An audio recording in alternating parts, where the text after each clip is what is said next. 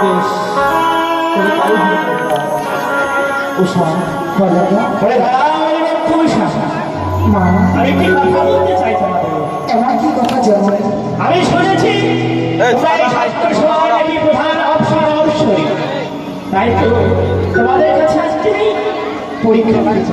পরীক্ষা? হ্যাঁ, এমন কি পরীক্ষা নেবে মা? তোমরা থাকবে তো, তারপরে আমার এই পরীক্ষা দেবে।